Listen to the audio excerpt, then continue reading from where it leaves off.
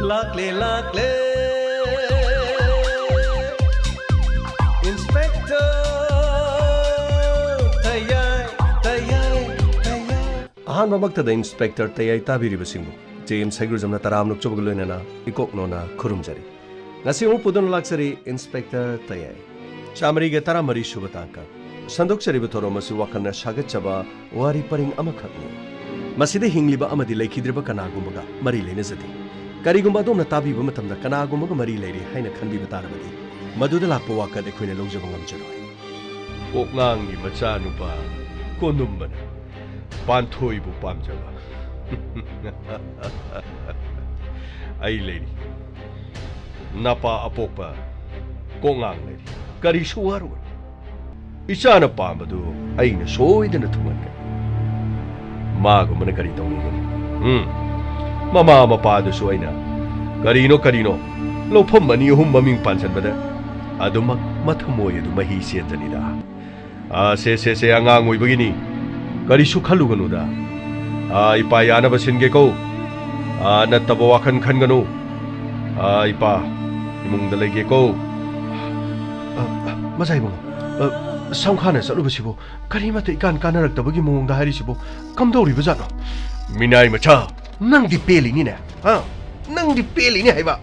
nang dipeli ni ye, kadai di gino da mazai bungo, ay na karam na penja ga dori buno, mazai bungo ipam jaba, koi da jaba dubu, tungdraga ay na penja dori sibu, karino, haibiri dubu, ay mo da pangtai hek tai na biraga, hek ta pen bi bro kaino mazai bungo, hey minay macha, nahana nang na haira di, mayaram basu yamani, ay na haiba da tiengki ba dagi. Gari Taubana Mahaki Tamoibu Shumduna Pukraba Taubana Kayam Taudana Pantoi Tamoibu Taubana Kudum Jaliba Ay, meet you Tauba Kanano Habadu Masak Talaga Tudekansi Makongado Kangjaina Kantanaga Kangjayna kantalaga hogat pangamdaba makai pudiaga Paratambish Mazay mo hana pudringeda lambi degi hatoko lambi degi lapna leiko kara lapna leyu gagaidana haibadi karikai mazay mo hey minay macha ekta tharak pasina akoi mazay mo ekta tharak pasina hey minay macha ay koi na lambi degi hantoko hairabadi hayeng mabu puru chairu ba matamda shoko pan mai yorko de koi na ni hairo idrane gadha hey gadha hoi chumi as aidi bhap chi oiru dren aduna lambi degi mahak lap thokina ba thabak sin bata nungsiba magi de mak nungsibana kari to bungami haibadu mayek sengna ta ko tare dana mazai bungo su mazai bi ma panthoi thengna ba matamda ohai wata du Kara koi tum nana, jinda koi hi taiba dauna, hada leirang sa henbi, jenglo henbi, ningti zabi, koi tum labi, adu ada, kara tum na mahai basuge, hekta maglambi da tatlaga, paraga logani, adu togani, ada togani matagum hekta mukta na hai basidi, mazai bungo, nupigi tamoy di, kara sontak tauba, tamoy gaji hutak taubuduna, kara pamgan gani hariba, kara ayak pa, Kara koirang koi sauna ba, kara yak pasidi, kaya kay dogdabani haijari ba. Hey, ay gimi changana, ni gimi changana. Mazay mo ko, ay gishi suggestion mo kara man. As. Muragi pa shadi khara di phangese. Masina di no mani ni di sanarati. Ay gay suga di no mani ni di sanarani dana. Loigadaba mora kharaduga aduga thumo kharane chaub kharane amukto lusina batawki haujiki matama sidadine chana saba pothok mapalam dagi pothok ya sijana kidana iramdam masidai koigi wana saba pothok singje nomo gi sijana drabani wana saba pothok sijana babu khungangni imphal mayol dagi athapani adungai matamgi ni haina khallabadi kadai dagi ya Nasi, ay koigi tongan ba South Asian da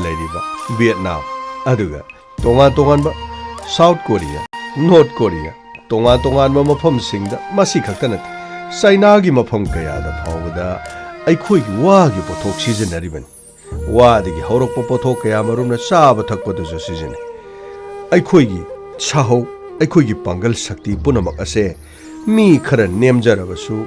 मपालम की मी सिंग अखोई चांगदमनबदा अखोइना पांगल शक्ति हेलिबा अखोई चिंजाक तोंगाले अखोई सूब नोमगी महोंग तोंगाले अखोई थौगलोन तोंगाले अखोई चनरोन कांगलोन पुनमक से तोंगाले हाइबसे हौरक्लिबा मिहुरोल सिंगना अमत्ता खंगद्रबनी करिनोने ने लंबीदा ngang लाइसिबो कनानो ए असिदी कोंगांगनिना तादा आई खुरुमजारी खुरुमजारी कोंगा कदाइदे चलुबनो वाफम अमता हौदोके हाइदना आई सो हाइबेट खोंगो लिजरकपन मफम असिदा थेंगनबा यामना नुंगाइर वाफम असी हौदोक्त्रिङैदा तादबु कदाइदा मोरा खर सारग योले मधुदगी फंगलक्पा पैसा खरदु खोमजिनबा चलुबनिदा हौजिकपदि युमदा हलनी करीबो हाइनिंगबनोने नंगबो तादा वाफम असी लंबीदी ओइरे हाइबबु हौदोक्तबा पंग्या मक्ति मयाद्रे अइबु लानदि लौबिगन नसु नुपाना खलिबा वाखंदु थादोक्पा फगत अदुगा अइगी इसा नुपा कोंदुंबना खलिबा महाकी वाखल महाकी मंगला नसिदा अदोंगी सुनुपा थौबना अयेतपो ओइबसी अखोई कया पांदा तादा खोई अदुंगै मतम ngaliŋegi matamdagi sagol kangjai mungna kangjai sanaminadana haurakpani haijariba wafam asida munna tabiraga khanbiraga isubu matam saringede khara warak watembagi kongang nangna hairibadu karinone aigi isu thawbuna kanada kari lankrabage nakoida phiji finada netkiba kari thauram kari thawdog yaukhibi laikhrabage nei bungo तादगी माई यंगजरगा हौजिक फावबदी अंगांग अदुना सोयरान लेरबा सोय खोइना ngaktuna lei adubu haijanengibadi ai खोइना कयाम कुइना माबु ngaktuna thangwan वाफम अमना ai खोइगी लंबीदा aigi isaगी लंबीदा मागे निंगबा पामदा अदोंगी सुना खरे येले हाइबसिदी असेंग वाफम असिदा Munna तिलांग योथबिरगा ai खोइगी मायोक्ता लेतननबा Punem जगे हाइदना लाक्चरिबनी कोंगा नंगी वाफम से ताबदंगै वाफम दु कोइना हाइद्रबसु नंगना आइंगोंदा आइबु वाखल ताननबा हाइबना फगनी असुमना तौबनी ताद मोहेनगी मचानुपी पांथोइदु इसानुपाना खोइदारु रमाल अदुबु मोहेनगी मचानुपी पांथोइनदी अदोंगी सुनुपा थौबगा मरी लेनबगी वाफम अमा लाकपसिदा अंगांग अदुगी पुंगिंग वाखलदा अवोनबा खरा लैबगा मसिगी मतांगदा अदुगी ओइरे कोंगांग नुंसी नुंगोनगी मरमददी आइंगोंददी हाइरा अनु है आइदी थोइदोकपा खंगबा लै मीगी थमोइ मसक खंगदना मीगी थमोइगी मरमदा आइना वारकपा याबा नतेने बुंगो नुंसीबा हाइबसिदी बुंगो मी अमन हेक मेनसिलगा हेक्ता सेमजिन साजिनबा याबा नतेने नुंसीबदी थमोइदगी हौरकपनी थमोइगी इहुलनी अदुगा अमना अमबु यानबा अमना अमबु इकाइ खुमनबा अमना अमबु नुंसीनबा माइ ngaknabadunine अनिदुगी मनुंगदा हाइरिबसिदा अमना सोइरकपदा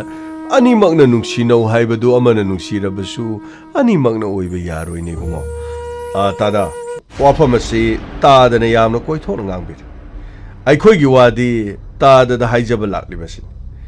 तादना याबिगनि हाइने खल्ले तादा मसिगी मतुंगदा थोरकपा अफफतदी आइबु वारोबिगनो ता करी कोंगांग नंगना आइबु सिंगनरिब्रा अदुंगै लाई हराउबा लाइपुंगदा नंगबु आइने सही कया मुंगना थाकी नंगना आइबु माइथीने नमगिदमा नंगना ngaliŋegi matamdagi honakhiba punamakto ariama taaki natra aiga nanga mungna thungadringaida ꯑꯩꯒꯤ ꯃꯥꯡꯗ ꯑꯩꯕꯨ ꯑꯇꯣꯞꯄ ꯃꯤ ꯑꯃꯒ ꯃꯨꯛꯅꯥ ꯊꯦꯡꯅꯍꯜꯂꯒ ꯂꯥꯏ ꯍꯔꯥꯎꯐꯝꯗꯒꯤ ꯄꯥꯡꯒꯜ ꯂꯧꯊꯣꯛꯑꯒ ꯅꯪꯅ ꯃꯥꯏꯊꯤꯕ ꯄꯤꯅꯕ ꯍꯣꯠꯅꯈꯤ ꯅꯠꯇ꯭ꯔꯥ? ꯑꯩ ꯃꯁꯤꯃꯗꯤ ꯈꯪ ꯑꯩ ꯀꯨꯟꯖꯦ ꯃꯇꯝ ꯑꯃꯒꯤ ꯂꯩꯀꯥꯏ ꯂꯝꯗꯝ ꯑꯁꯤꯒꯤ ꯃꯨꯛꯅꯥ ꯖꯇ꯭ꯔꯥꯗ ꯂꯝꯕꯥ ꯂꯩꯇ꯭ꯔꯕ ꯆꯍꯤ 7 ꯂꯧꯔꯛꯂꯤꯕ ꯅꯨꯄꯥꯅꯤꯅ ꯍꯩ ꯌꯦꯡꯉꯨ ꯊꯕꯥꯛ ꯑꯁꯤꯗ ꯀꯥꯔꯤꯕ ꯑꯩꯒꯤ ꯃꯤꯍꯨꯜ ꯑꯁꯤ ꯌꯦꯡꯉꯨꯅꯦ ꯑꯩ ꯑꯣꯏꯁꯤꯠ ꯊꯧꯑꯣꯏꯗꯕꯗꯤ ꯇꯧꯒꯅꯨ ꯍꯩ ꯃꯤꯒꯤ ꯆꯥꯛ ꯂꯨꯈꯥꯛ ꯆꯥꯔꯒ ꯍꯤꯡꯕꯗꯤ ꯅꯠꯇꯦ ꯂꯩꯇꯕꯗꯒꯤ ꯁꯨꯕ ꯅꯣꯝꯕ ꯉꯝꯗꯕꯗꯒꯤ ꯆꯥꯗꯕꯅꯤꯀꯣ ꯂꯨꯈꯥꯛ ꯆꯥꯕ ꯃꯤꯗꯤ ꯅꯠꯇꯦ ꯍꯩ ꯅꯪꯅ ꯎꯁꯤꯠ ꯊꯧꯑꯣꯏꯗꯕꯗꯤ ꯌꯥꯔꯣꯏꯅ ꯍꯥ ꯇꯥꯗ ꯈꯣꯏꯒꯤ ꯃꯇꯝ ꯑꯗꯨ ꯅꯠꯇ꯭ꯔꯦ ꯍꯧꯖꯤꯛꯇꯤ ꯑꯗꯨꯉꯩꯒꯤ ꯃꯨꯛꯅꯥ ꯖꯇ꯭ꯔꯥꯗ ꯇꯥꯗꯅ ꯉꯝꯂꯕꯁꯨ ꯏꯅꯥꯏꯁꯦ ꯂꯩꯔꯤꯕ ꯃꯌꯥꯝ ꯑꯁꯤꯒ ꯂꯣꯏꯅꯅ ꯑꯩꯈꯣꯏꯒꯤ ꯃꯥꯌꯣꯛꯇ ꯂꯩꯕ ꯈꯨꯗꯤꯡꯃꯛ ꯃꯥꯏꯊꯤꯕ ꯄꯤꯒꯗꯧꯔꯤꯕꯅꯤ ꯑꯆꯥ ꯀꯣꯉꯥꯡ ꯅꯪꯅ ꯎꯁꯤꯠꯇꯅ ꯋꯥꯉꯥꯡ ꯀꯝꯖꯥꯎꯍꯜꯂꯤꯕ ꯅꯪꯒꯤ ꯅꯄꯥꯅꯨꯄꯨꯅ ꯅꯪꯒꯤ ꯆꯥ ꯊꯛꯅꯕ ꯈꯔ ꯋꯥꯠꯇ ꯄꯥꯗꯅ ꯊꯝꯃꯤ ꯍꯥꯏꯕꯒꯤ ꯃꯇꯥꯒꯨꯝ ꯅꯪꯅ ꯄꯉꯥꯡꯉꯥꯡꯕ ꯁꯥꯏ ꯍꯩ ꯅꯔꯟꯗ ꯌꯦꯡꯕꯗ ꯅꯪꯅ ꯈꯔ ꯍꯦꯟꯈ꯭ꯔꯕꯁꯨ ꯄꯥꯡꯒꯟ ꯁꯛꯇꯤꯗꯗꯤ ꯑꯩꯉꯣꯟꯗꯒꯤ ꯍꯦꯜꯂꯣꯏ ꯍꯩ ꯑꯩꯁꯨ ꯀꯨꯟꯖꯦ ꯃꯇꯝ ꯑꯃꯒꯤ ꯃꯨꯛꯅꯥ ꯖꯇ꯭ꯔꯥꯗ ꯃꯃꯤꯡ ꯂꯩꯔꯕ ꯀꯨꯟꯖꯦꯅꯤꯀꯣ ꯎꯁꯤꯠ ꯊꯧꯑꯣꯏꯗꯕꯗꯤ ꯌꯥꯔꯣꯏ ꯍꯩ ꯇꯥꯗ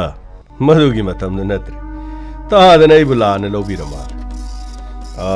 ꯏꯁꯨ ꯑꯗꯨ ꯆꯦꯛꯁꯤꯟꯕꯤꯌꯨ ꯐꯠꯇ ꯅꯨꯡꯗ ꯊꯣꯛꯂꯒꯅꯦ ꯑꯩꯈꯣꯏꯗꯗꯤ ꯇꯥꯏꯅꯕꯤꯔꯛꯀꯅꯨ ꯍꯥꯏꯖꯅꯤꯡꯕ ꯑꯃꯗꯤ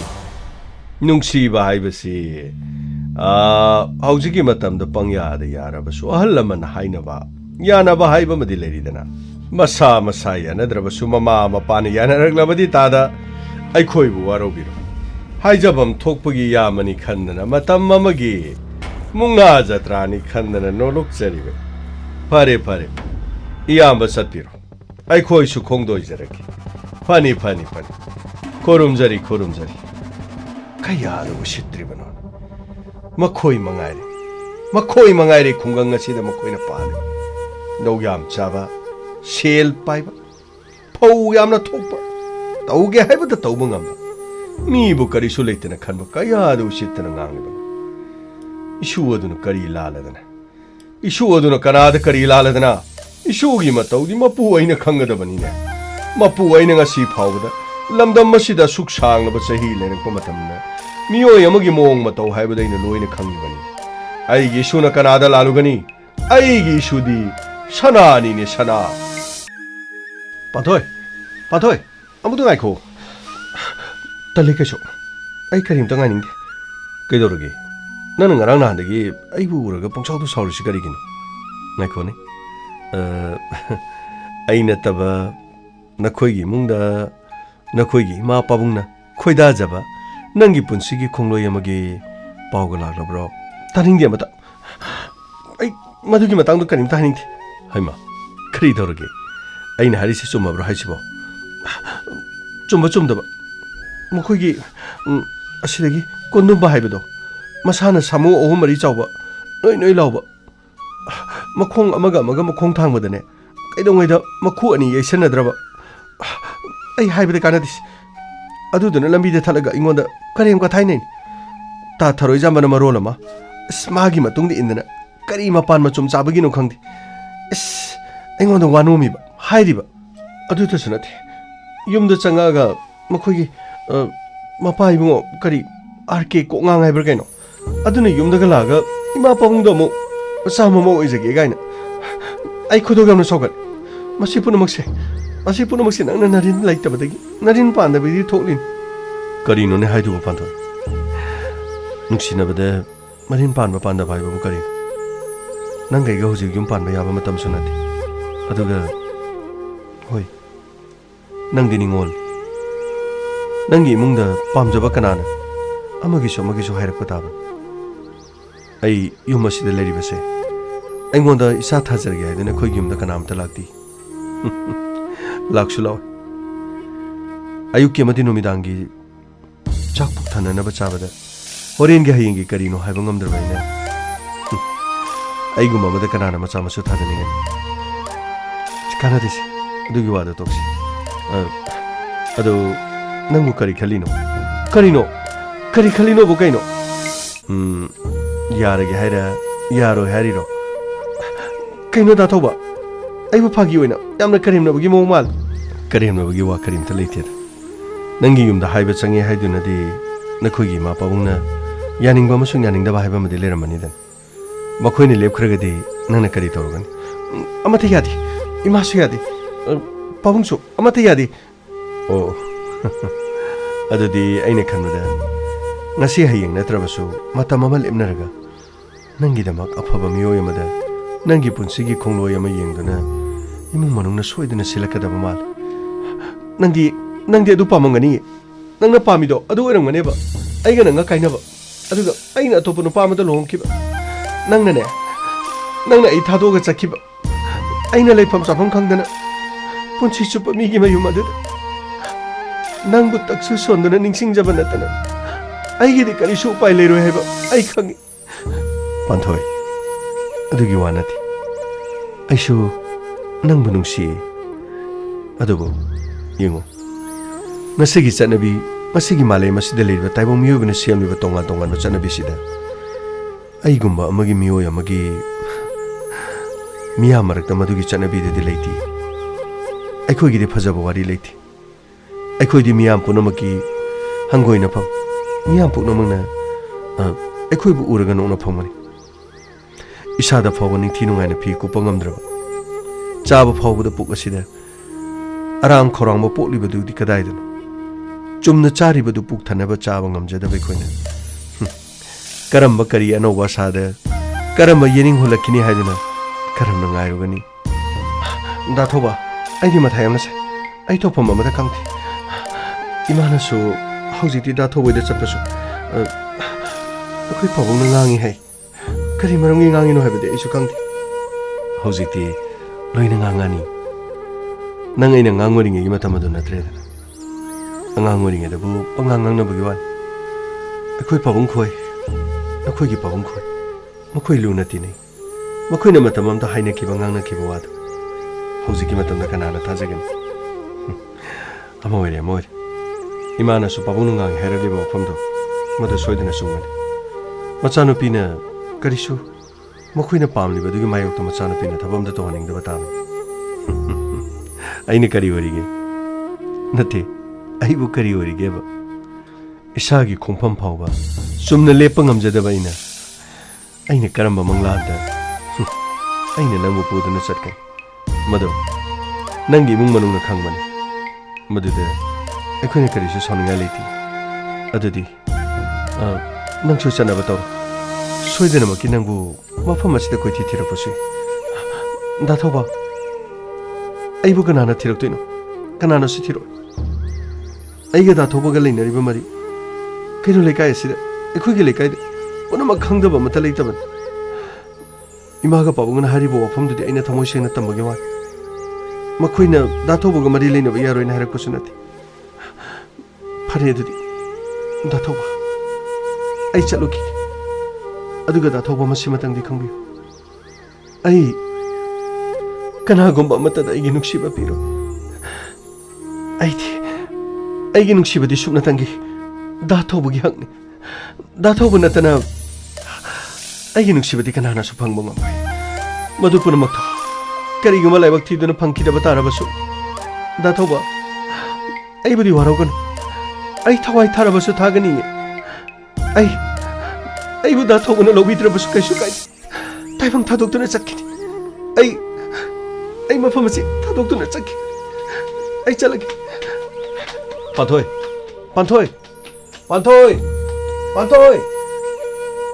ꯑꯣꯟꯊꯣꯛꯄꯅꯤꯗꯀꯣ ꯃꯇꯝ ꯄꯨꯝꯅꯃꯛꯇ ꯋꯥꯔꯧꯗꯨꯅꯗꯃꯛ ꯂꯩꯔꯤ ꯑꯗꯨꯕꯨ ꯄꯥꯟꯊꯣꯏ ꯑꯩꯅ ꯅꯪꯕꯨ ꯅꯨꯡꯁꯤꯗꯕꯗꯤ ꯅꯠꯇꯦ ꯑꯩꯅ ꯅꯪꯕు ꯅꯨꯡꯁꯤꯕꯅꯤ ꯑꯩꯅ ꯀꯩꯗꯧꯉꯩꯗ ꯅꯪꯕꯨ ꯏꯟꯊꯣꯛꯀꯗꯕꯗꯤ ꯅꯠꯇꯦ ꯑꯗꯨꯕꯨ ꯅꯪꯒꯤ ꯏꯃꯥ ꯄꯥꯕꯨꯡ ꯅꯪꯒꯤ ꯁꯥꯒꯩ ꯅꯥꯇꯩ ꯅꯪꯒꯤ ꯀꯩꯔꯣꯜ ꯂꯩꯀꯥꯏ ꯑꯩꯕꯨ ꯀꯔꯤꯅꯤ ꯍꯥꯏꯅ ꯈꯟꯈꯤ 이북 파우고 탔나 차버 펑드라바이나 그런 눈시버기 망란 아두부 반토이 아이 호나리 아이 마이 빡나부 호나리에 반토이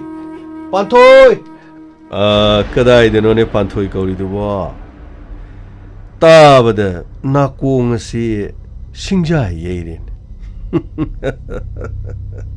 Kari hai ge tharoi jamba mani masai bungo hek taning thaba hai basi su odong na taning gi thraba pon nuksiba makhon hai basi di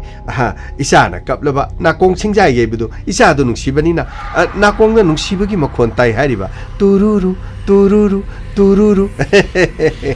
nuksida ba hai basi di nuksida ban yam na nuksina meu na khong la basu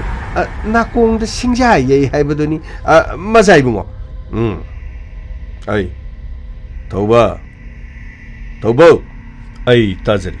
na pangzadi, mina kauba mayak sena dumaktari. Shetali he, pakhumadu phawbadi, tharoi jamba, midi mana singine. Mazai bungo, sum tauzari bahai badonida, kari sunati da, kari. Ngakha na ngarian hauba haidana sabadi yaroi dauba ngakha ngarian gumani da kari sunati haijariba adudi ngakha tarinya ai tauba ngakha o ngakha se hadobi ai lambi hadobi karini ai lambi hadobi nari lere de Aibu inturo ke chalo. Are mata kari sukanar. Aigi mata bangan bigan. Adom di aigi chaifu omokta. Numit kyani hogatana higa yerga lebi. Kari no ni hari shiba. Aibu nang ni in bada. Aduk sangwa matam. Ai naru na yang tektana tokat. Are mata chai saraga tokani ko. Ngasidagi panthogi wakal taro adu natrabadi nangi afaba kaya awaro hangakpani ne onsilaga nangna ingondo ina kihalimni na ai kanaroi karim to kanaroi ai wahai nangi lambi asidi ai ninga hakta ta thadoko aduga nangna ai gi lambi di gelibado makhata na yetpero kariguma masi makhadi yelakko taragadi nang afabo ado ai gi lambi pi ado Hey, Ari mada chai sadana. Thore jaba. Mazai mo habiu. Thachalo. Makho makha bonjalo. Kari. Makho makho polo. Mazai mo. Asa. Ai. Shitoya. Ai gina mitagida. Ai gina mitagida. Hey, thore jaba. Chikalo. Tabakstek option gire. Hengi tokira. Ushitoida. Wonga kamjau daga hengi toshi. Ogoro. Mazai mo otong kopi. Amuk tele khapi. Kaduna to beri sibo. Mazai mo as pura si tare do. As. Samu masada. As. Kumana ni pakai capa nade. Yara kali mo, tato biyo kita oke, tato biyo as, oh,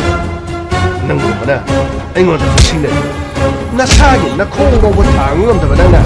adikah, ayo kali sulit mana, usit tahu itu, oh, as, si betul ini, ayo cikan lor, hey, tharo jaga, as, ayo ni saya turun dia ni. Itu panjang mana tahu itu kan? Ini pura ngajar di mana? Usit tahu itu, lahir bayi sumi, nang usit tahu itu, nang yang cawa kita cawa ini kan kali tahu tu ke? Ayi kita mesti nang ini ya pia, nasi lagi nang ayi kita mesti ya pia, oi, as, tahu tu sih ni tahu itu apa tu pura ni, as.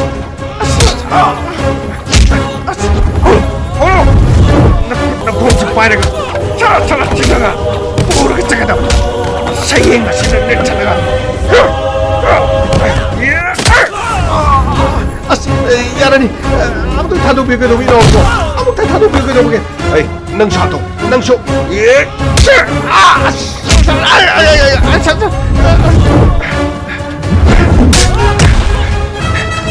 Yara. Aku just lagi.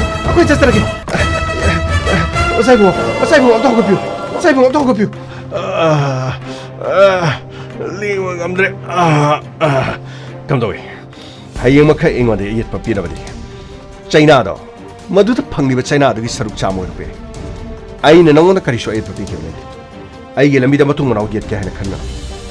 haujik ti ai ngona makha ta na tung da singner pa sera madugi dai ta punama nang loga da makha ta na he horpada makha ta na he horpada ibo yari ibo koi chachana ba tawjargi nang shu ngang komjau hundra ngona ngang ki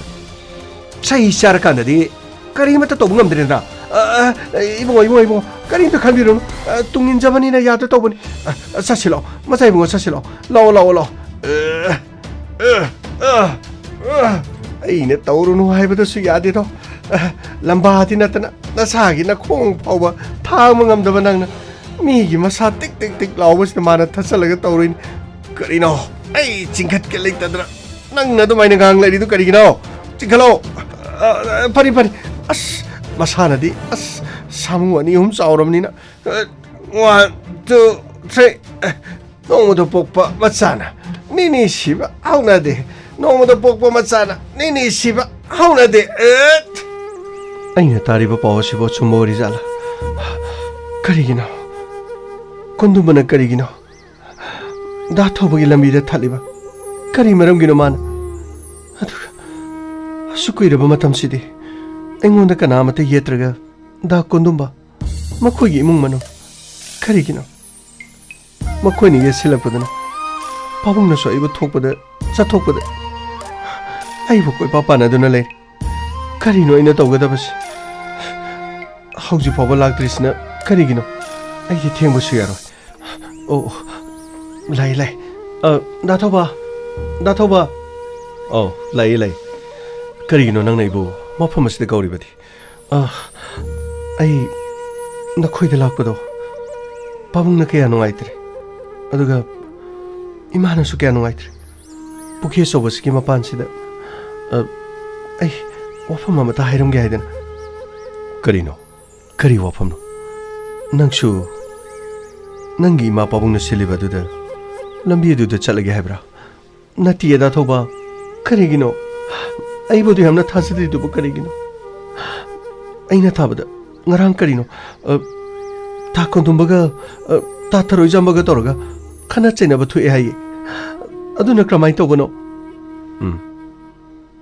aina makhoi gi lambi di yela hai aina di kana go magi lambi ma de yet ki balai masa gi aning mane paman aina nangu nungsiruba nang na ibu nungsiba sibu kari mari leina bagin makhoi na madu da sopam su thokti adubu sagai amada ningol oina poklibi nangi punsida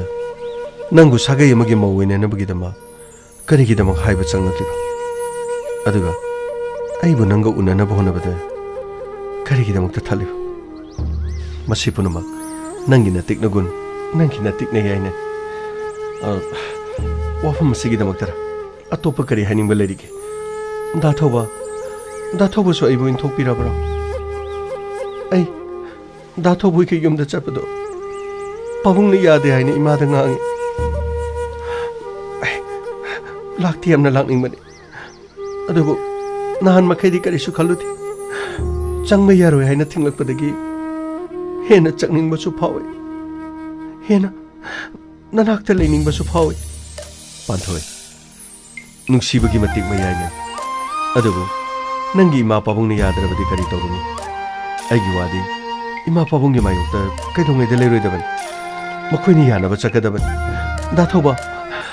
thoba na haining ni ba wangang punama ai loina khang aina laptokraba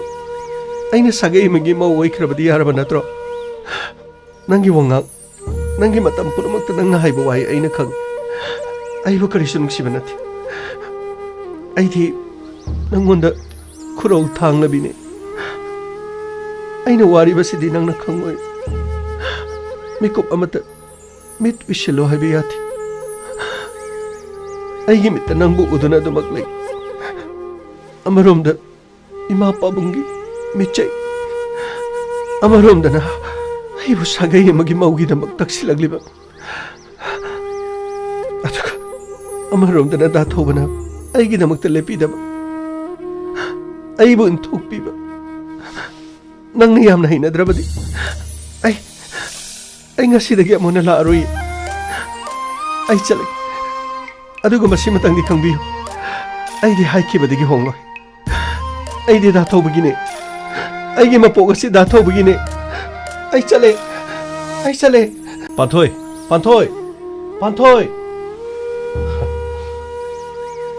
ꯐꯔꯦ ꯀꯔꯤꯗꯤ ꯍꯥꯏꯔꯣ ꯑꯩꯅ ꯂꯦꯞꯂꯤꯕ ꯈꯣꯡꯐꯝ ꯑꯁꯤꯗ ꯅꯪꯅ ꯂꯩꯔꯝꯂꯕꯁꯨ ꯅꯪꯅ ꯈꯪꯒꯗꯕ ꯅꯪꯅ ꯃꯐꯝ ꯑꯁꯤꯗ ꯑꯩꯕꯨ ꯀꯧꯔꯤꯕ ꯑꯩꯕꯨ ꯋꯥꯖꯗꯨꯅ ꯐꯠꯇ ꯅꯨꯡꯗ ꯊꯣꯛꯄ꯭ꯔꯥ ꯍꯥꯏꯗꯨꯅ ꯍꯪꯅꯕꯒꯤ ꯑꯣꯏꯔꯝꯒꯅꯤ ꯋꯥꯍꯩ ꯑꯗꯨꯕꯨ ꯍꯪꯗꯅ ꯋꯥꯔꯧꯗꯨꯅ ꯆꯠꯈ꯭ꯔꯦꯗ ꯑꯗꯨꯕꯨ ꯄꯥꯟꯊꯣꯏ ꯑꯩꯁꯨ ꯈꯪꯏ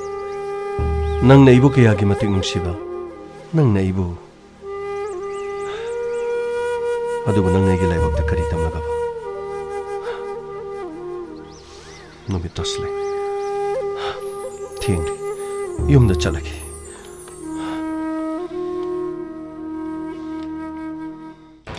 ꯇꯥꯗ ꯀꯔꯤꯁꯨ ꯀꯥꯟꯅꯔꯣꯏꯗ ꯃꯗꯨꯒꯤ ꯃꯇꯝꯗꯨ ꯍꯦꯟꯗꯣꯛꯈ꯭ꯔꯦ ꯑꯩꯈꯣꯏꯁꯨ ꯉꯥꯏꯕ ꯌꯥꯕꯗꯤ ꯉꯥꯏꯔꯦ ꯑꯗꯨ ꯃꯇꯝ ꯑꯗꯨꯗ ꯂꯧꯈꯤꯕ ꯄꯩꯁꯥꯗꯨꯗꯤ ꯌꯥꯝꯕꯨꯗꯤ ꯌꯥꯝꯗꯦ ꯂꯨꯄꯥ 10,000 ꯍꯧꯖꯤꯛꯀꯤ ꯃꯇꯝꯗ ꯄꯥꯔꯨꯔꯗꯤ ꯑꯣꯟꯊꯣꯛꯅ ꯌꯥꯝꯈ꯭ꯔꯦ ꯍꯥꯏꯖꯔꯤꯕ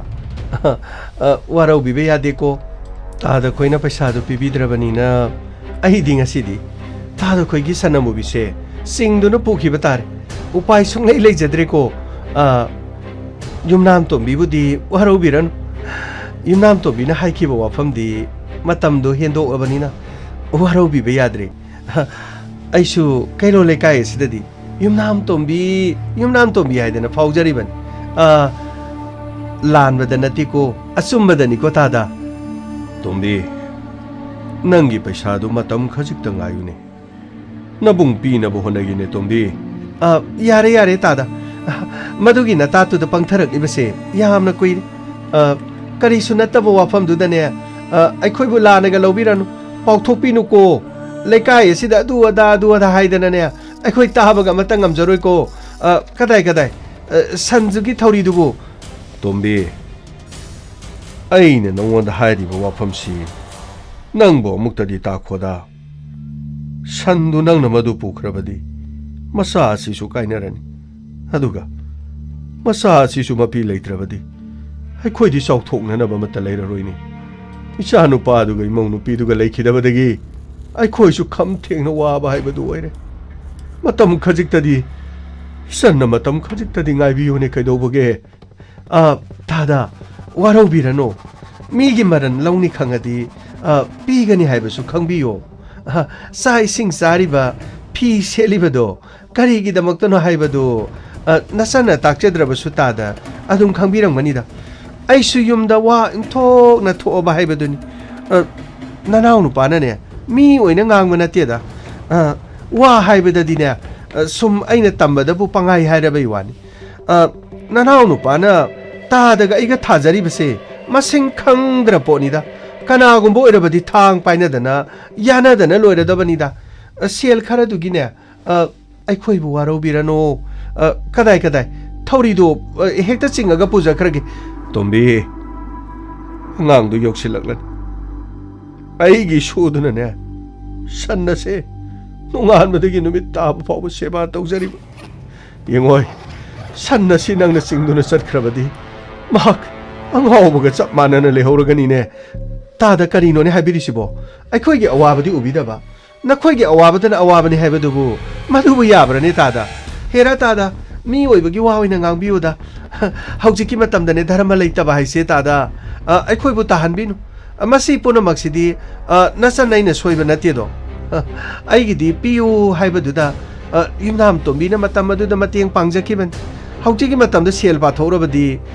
सन्नसिनी योनबदा लुपा 60 सिलबसु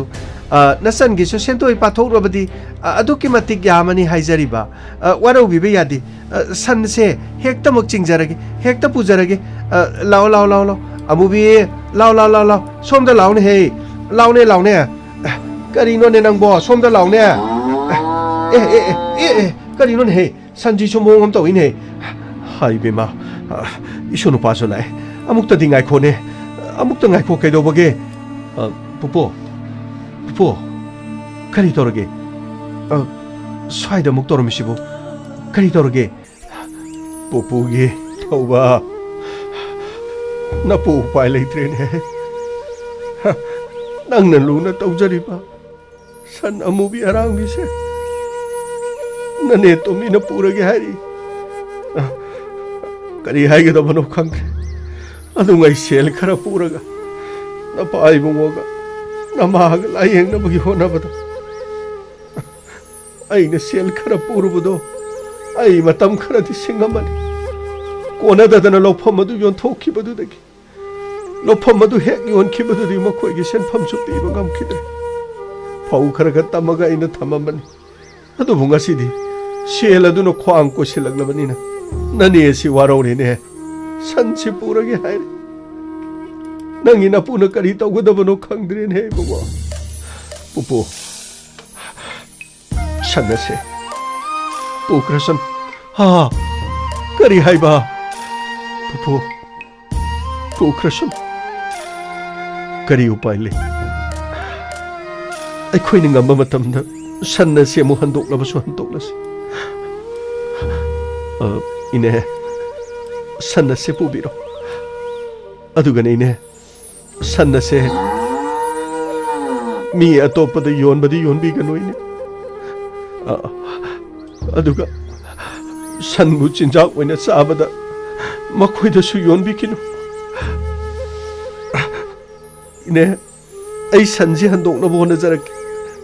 इने खोइना मतम अदुदा पैसा हापलो हायरबसु हापचक इने सन्नसिददि योनबीकिनु को इने इबुंगो योलो योलो योलो करी योनगदगे लूना चाना अखोइदा थमगदौरिबन अमोमनिदना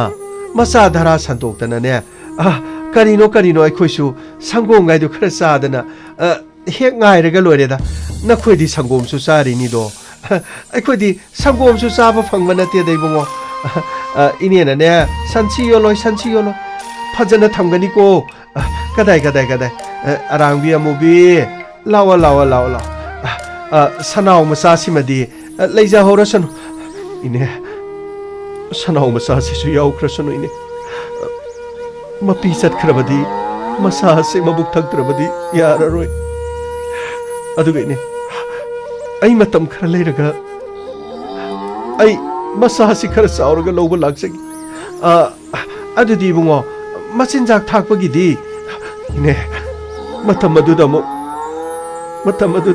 अइना पैसा खरा हापलबसु हापचकी फरे फरे फरे अदुदी संजी सिंगगेको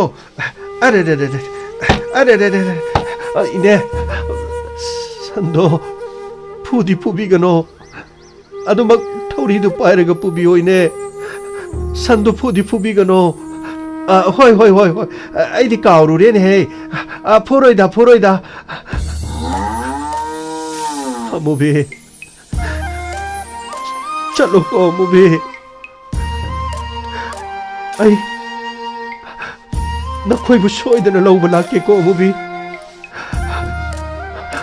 थौबा ngasidi ipugi thawai se nungaitreने थौबा oh isuna luna tawjaba sallase migi maran tolubudiki chingduna pukredo sangola se ihang hangauredo oh aigi yumdagi aigi chanupa amadi imau nupina laikhidaba matam aduda yum se pungang hanghaubagu ngasidi yum masidagi nangna luna tawjaba sannahu bisi pukibada imong ngasi ihang hanghauredo थौबा नपुसी पापुरे न है थौबा पुपु करिगिदमुक्ता कबलिनो पुपु अखोइगी सुमतम लाखिन अखोइगी मतम यहुदा तौरी नोंगदी सोइदनमक अखोइगी अरांबिसे सोइदन लौरिसिगा पुपु नसुना यामना कनो होनगा nasu tabak suba chalani ha nangbu kadaida tabak suba chatkadawriba ai chekhonda tabak suba chalani leiba khongan tum thugai gan lambi sema chatkan apang tabak suga pupu nasu na haijaba se pupu su yabiyo ai suba no chatrabadi yararoye pupu ha nangina haina singdi kamdauba ha aina nangbu matik chaba mi mo hen mangamdrabasu graduate fawba dang loirabadi nangbu makha tana mahi taman mangamdrabasu haidana khanbani nang nanganglibadubu karino ne ha nang nanganglibadubu karino ne thauba pupu karisu khalano pupu लाइरिक्ति मखा अमु कोना तमलबसु याई पुपु हौजिक मांगदा तारिबा सिंग से थेंगनद्रबदि पुपु खरम तौगन सही अमनि दंगै थोकलगा अमु खना आई graduation लोइसनबा मु थाबा याई नते मधु यारो ngamna bonagan ko nang na tabuk su pachakrak ai leiba ngamno pupu ai tabak suba chatpa yabagi ayaba pibiyo ꯑꯩꯈꯣꯏꯒꯤ ꯁꯟ ꯑꯃꯨꯕꯤꯁꯦ ꯃꯈꯣꯏꯒꯤ ꯃꯃꯜ ꯑꯗꯨ ꯄꯤꯔꯒ ꯍꯟꯗꯣꯛꯅꯕ ꯇꯧꯁꯦ ꯄꯨꯄꯨ ꯁꯟ ꯑꯁꯤꯗꯒꯤ ꯁꯪꯒꯣꯝ ꯈꯔ ꯁꯨꯝꯗꯨꯅ ꯃꯁꯤꯗꯒꯤ ꯐꯪꯂꯛꯄ ꯄꯩꯁꯥꯅ ꯄꯨꯄꯨ ꯑꯃꯗꯤ ꯑꯩꯈꯣꯏ ꯑꯅꯤꯒꯤ ꯆꯤꯟꯖꯥꯛ ꯈꯔ ꯄꯨꯔꯝꯕꯗꯣ ꯉꯁꯤꯗꯒꯤꯗꯤ ꯀꯔꯝꯅ ꯄꯨꯒꯅꯤ ꯄꯨꯄꯨ ꯑꯩ ꯄꯨꯄꯨꯒꯤ ꯈꯟꯕꯗ ꯌꯥꯝꯅ ꯅꯨꯡꯉꯥꯏꯇꯦ पुपु सन्ना मुबीसे हंतोकननबा याम थुना होनगे पुपु अदुगा अखोइगी युमसिदा हानगुमना अखोइगी सन्ना मुबी अरांगीसे हानगुमना मकोन असिदा मसादुगा पुन्ना लेहनबगी होनगे पुपु पुपुगी थौबा नंगसु इमुंग असिदा लाइरबा इमुंगसिदा पोक्तना मैसा लांगनेको हाय कदाइदनो कदाइ चके तोइनो इमा आई फजबी खोइदा करिगे फजबी खोइदा कैदोबनो हाइबा कदाइदनो हाइबा हाय नंगसि नुपीनी ने बेमा नुपीनी ने नुपीदी नुपी ओइना लैयुने करिनो नंगना नोंगानबगा लेकाइ कोइना नबोनरिसिबु करिगिनो हा नपासिने याद्रे खंगदी नंगोदा ngang sakpasi kari mata lौदुसि करिगिनोबा नंगना मसिदेदा मखोइ इमुंगदा संग्रसु मीगी मनिंग मयादा हा पुखरी अचौब मयादा नंगना लेप्तना लै हाइदुना करि दौरिनोबा पुखरी अचौबदो चोंथरगा सिगे तौरिब्रो हा पुखरी अचौबदो चोंथरगा सिगे तौरिब्रो नंगी दमक्तनिने फनबा कोइना हारिसे लेकाइ मियामसिना ngangnare नपाबुंगसिना याद्रे हाइरबदि खरा लापथोक्तुना लैयुदना नहि नसिंगदा थवाइ यावगेदि लैते नंग मंगाइरेने हा नंग मंगाइरे खंबा थोइबि इस लाइरबा लमजा खंबा नुक्सिबदु ngaइरेने अंगकपनिको नंग फरोइदोरि नंग कइनुइमा इमानबीगी मयुमदा चटपसु याद्रबो इमानबी मयुमदा चटपसु खंबा थोइबीगी मतांगा करि मरि लैनबगे ऐ नंगना तौरिदो लोइना खंगिबनिने पुखी अचौबा मपानदु लेप्तना नंगना कनानो बंगारिदुबो हौजिना कदाइदनोबा नंगना लैरुदोसे ऐ मिट नाबा थबक यामना तौगनो नहिना सिंग तमनिबदुदा मी ओइनाबो होनौ हाइबदि यादि इमा ऐ हौजि युम पानगेना इना हाइख्रब्रो ऐसु एहि तमि खंगी मतिक साबा मी मो ओइखिनिहे अदुबिमा एहि तंबसु मपुंग फादा अदुगा इमा खोइना मीना हाइबे चांगे हाइदना करिगुम्बा इबु अतोप सगै मदगा इमा खोइना होइगा हाइख्रबा ऐदि हारिसिनिको हे नचिन दोकान बताउनु को नसाना थन्ता सिद्रिङैदने मै हेजलगने मै थारा हाचने आइजनी है नपासिगी मचिङसिगने नंबु करिमता खंद्रो नंबो हा नपासिगी मचिङसिबु नंबो करिमता खंदरनि नंबो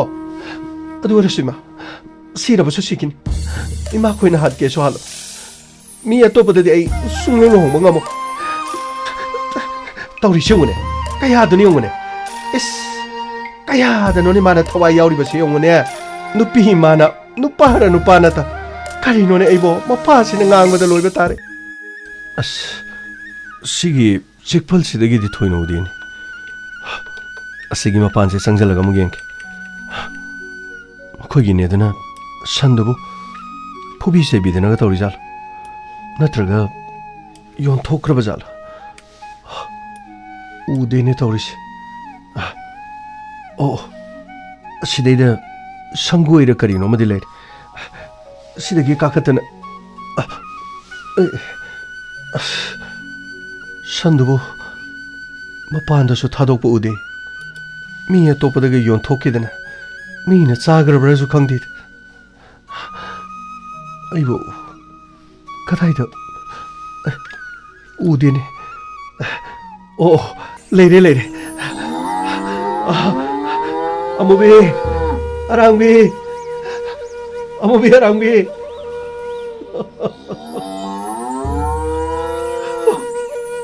ꯑꯩ ꯁꯤꯗ ꯂꯩꯌꯦ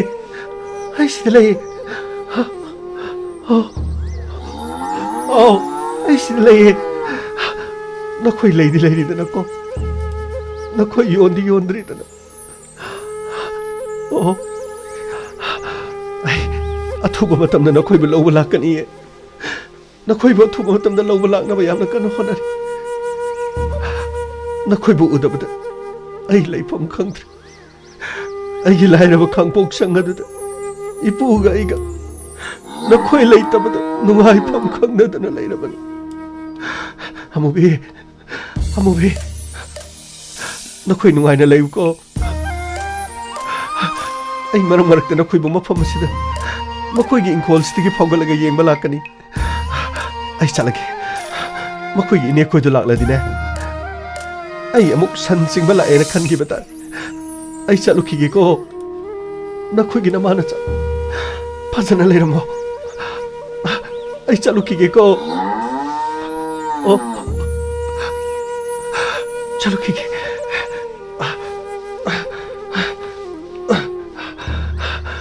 ꯌꯣꯟꯕꯃꯛꯇꯤ ꯌꯣꯜꯂꯝꯗ꯭ꯔꯤꯗꯅ ꯏꯅꯦ ꯅꯨꯡꯁꯤꯕꯤꯗꯨꯅ ꯅꯪꯅ ꯌꯣꯟꯗꯤ ꯌꯣꯟꯕꯤꯒꯅꯨꯀꯣ ꯃꯇꯝ ꯈꯖꯤꯛꯇꯪ ꯉꯥꯏꯕꯤꯌꯨ ꯑꯩꯈꯣꯏꯒꯤ ꯏꯃꯥꯒ ꯄꯥꯕꯨꯡꯒꯅ ꯂꯨꯅ ꯇꯧꯖꯔꯝꯕ ꯁꯟꯅꯤ ꯃꯗꯨꯗꯒꯤ ꯃꯊꯪ ꯃꯊꯪ ꯆꯧꯗꯥ ꯇꯥꯗꯅ ꯃꯊꯪ ꯃꯊꯪ ꯆꯥꯎꯊꯔꯛꯈꯤꯕꯅ ꯉꯁꯤꯗꯤ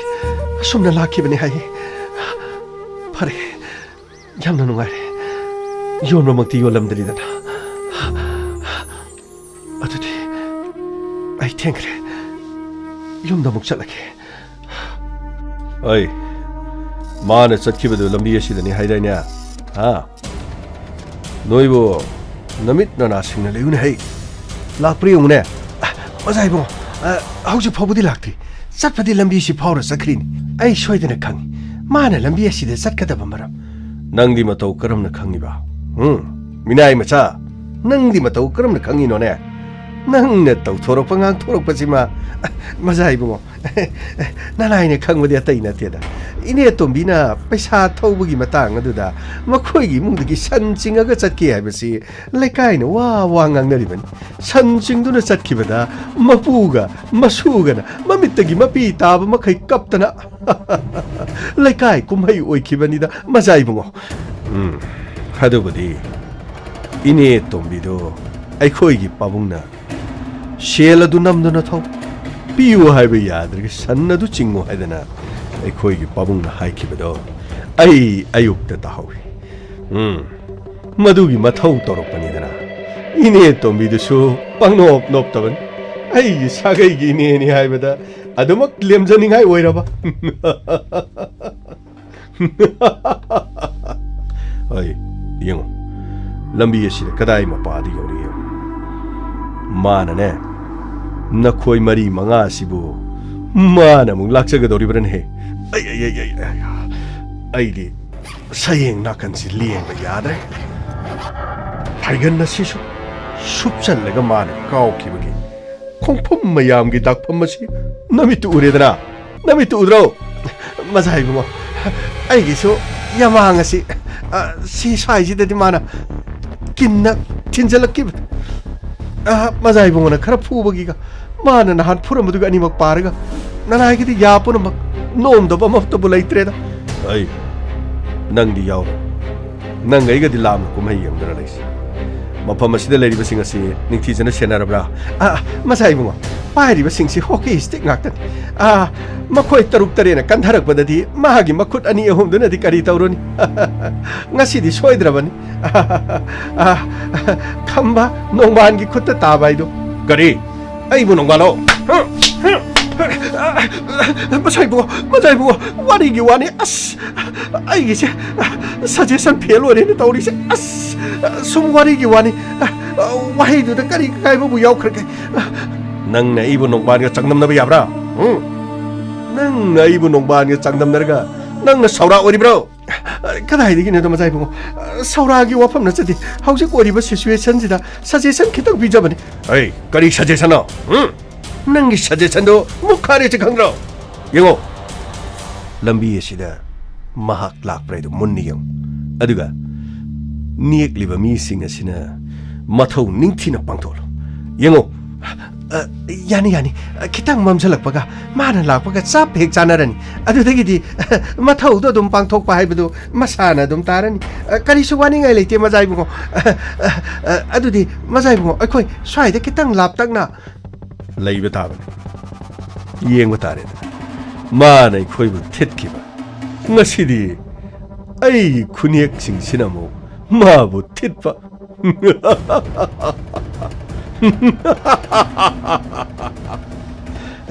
खंगेदा अखोइना थेतकदौरिरा माना थेतकदौरिरा ज्ञानदि तादि आइदि खरा लापना लेहोके Lakle Inspector Tayai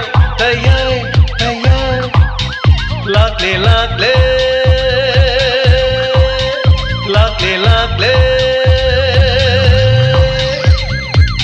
Inspector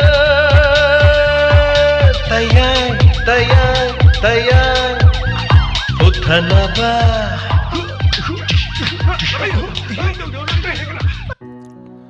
हनन थागचरिंग असगी inspector तयाई चामरीगा तरामरी Shubh तांकक ताबिरिबसिंग ngasiगी तांकक asi tabiraga dongi thamoida kari fawibagi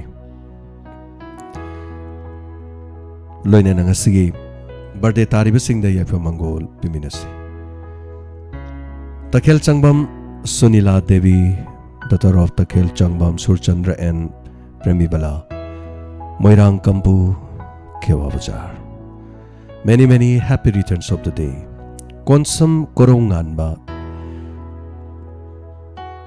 son of konsam mairaba many happy returns of the day adomadong ginungai ra bai pawno bira sigidama yai famangol pizari masing laknamdana lakpo irasunu asigumlaba ipawno bira sigidama so konsam korongan ba akoigi typing mistake hai tare koi staff singna type torokpada sanop haigedabani mairaba amadi mina roy devi many happy returns of the day nungairaba dongi poknomit asigi damag yai famangol pizari mai ising nungsit khudong tiba punamak tagi ngak tok pibo isunu aduga chana mamang lekai digini konsam korongan ba aduga palem patogi seba matomlom na tawung amboy biu aduga takhel changbam sunila devi isalgi suyai famangol pizari nungairaba dongi punsida awada pa leitraba nada yektaba punsi nungsangba fabagai faba oirasunu sorgi mafamdani jari ngasigi wari sitabirga mapumoina dongi tamoide kari fawibagi mi hamna pibirakpa feedback khara pajanabagi tanjadu lawjagi kari fawi ngasigi tangka ngasigi wari asigi mapumoina hayengna kari oigedege dongi tamoide kari mi paibale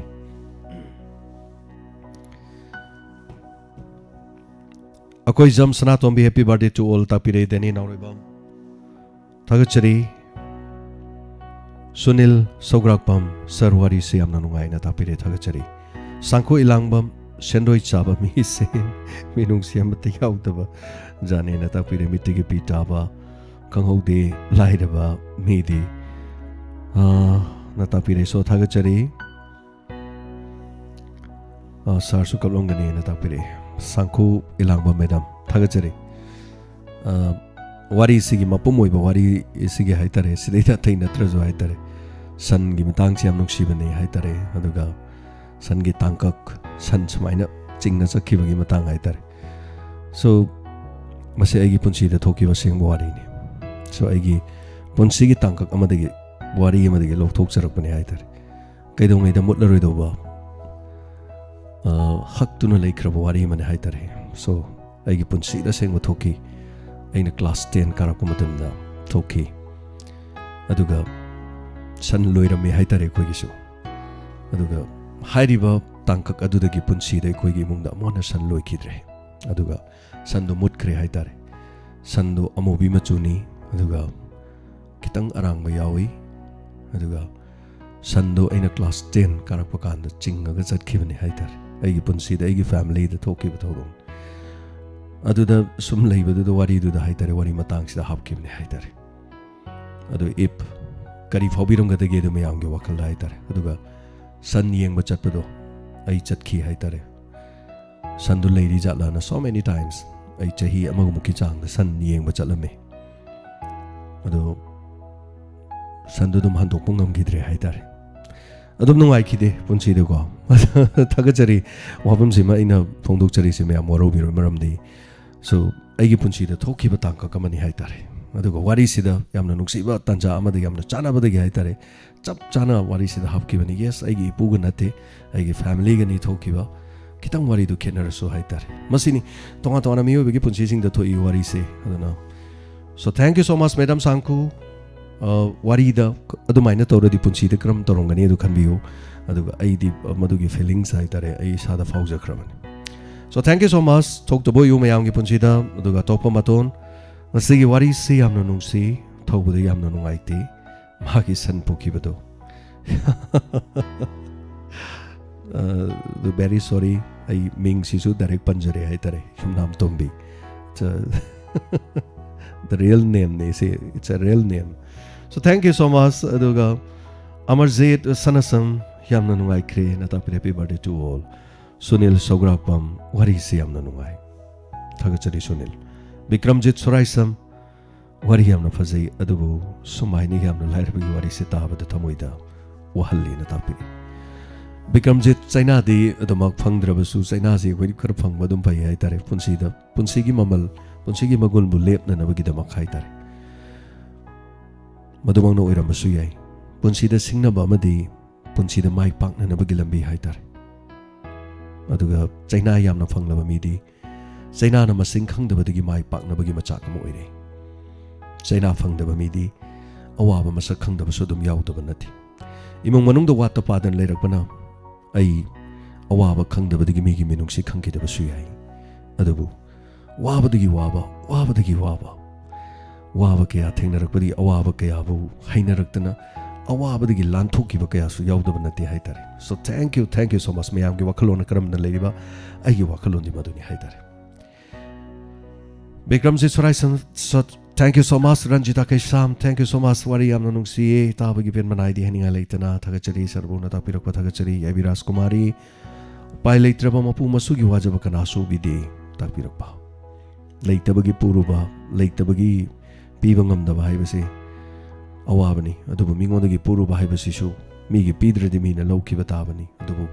lawbada khulaw chadaba haibadare adu su dum thoktabadi nati lalibadi kanano lawrubana lalibani Pirudabani na migi di lawkibani hai tare Binodini madam thagachari ngasi wari yamna fazai san yengba lakpuda yamna nungsi natapire yes thank you so much aduga Rani Bilal isangtem thagachari ngasi gi tayai gi story amna fazai thagachari natapire thank you so much hanana thagachari Chinam naw kishor ngasi wari yamna fazai natapire thank you so much Nawa kisam wari se yamna nungsi Kap tabangam ding a city life to mugyaw ba fangli yamna nungai sir tayai hodorok pagi matam duda yamna nungsi supna tangi minute tara tret tagi na kun khaktani haujikti yamna sangli na tapire chumani nawba tayai gi ahan story minute tara ga tret khak sanga puthoki bane try oina toki bane trial ni haitare corona na mipam khudimak topam khangdraba matam aduga pothapum khangdraba matam mi painarba matam da tayai Police ki wari ma kaktang sandok tuna police na kari tawbi yai police na hero oiraga police na matam punamak tamiyam gi mating pangaga पुलिसना लोइसिनखिदबा case कया मरुम लोइसिलगा पुथोकपा ngamlabadi haina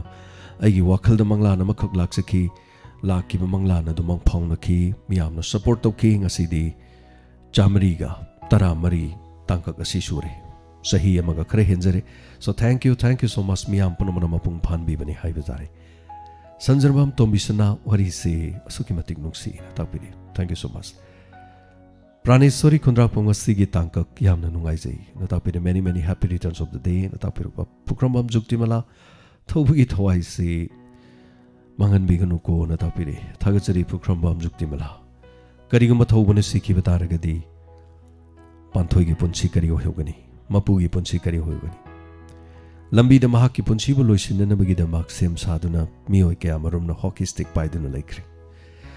Bimola Naurim Tagachering a Sigi, Inspector Tay Yamna Faze, Mitagi Pitafa, Kongodi Tagachari, Tapirapa, Pirium Takre, Haitare, O yet Kangdamaki, Tup Tagre, Haitare,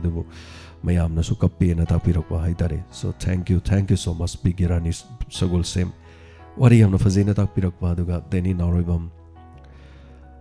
Thank you so much, Sarugabirakpa Helen Longjam, Wari Amna Nungai, Tobogi Ponsi Kari Wigini Kanmadamatayam the Shai. What is his son, Lucian Cray? Thank you so much, Ras Natoi, Sir Wari Amna Nuksi, Tapiri, Tagachari. Tamfa Tagachari Inspector Te, Wari Pishotamna Nuksi, and Tapirapa, Gonita, Nungtomam Tagachari, Nungai Rakanda Lui Cree, Natapiri, Lefrakam Roki. Nungairakan the Hik the Luikiba. Tapire Tagachari, Angobi, Soro Kaibam Karong, Masigi, Wari Semitagi Pitaki. Tagachari Topamaton, Tagachari Lal Silio Palmei, Sir Wari Sam Faze, Wari Sitarurga Puning Sam Nuksi. Happy birthday to all, Tapire Tagachari Lal Silio.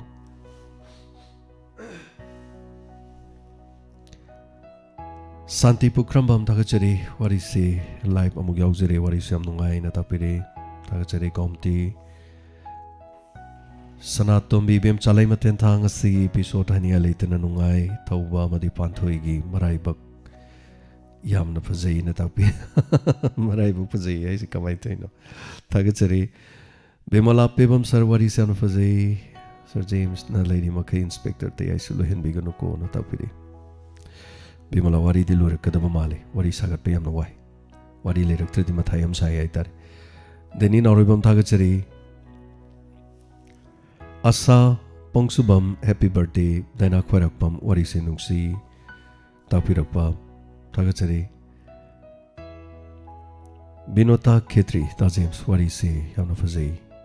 Masigi matakta background music si yamna fazay na tapiri tagachari. Nanchida. Mr. Don Tagachari Wari Fazina Tapirakpa Santi Pukrambam. Thank you so much. Kobir Kun Sar Thobugi Punsi Karam Nakadum the Makana Haying Ibeda Oaba Moiri Tagachari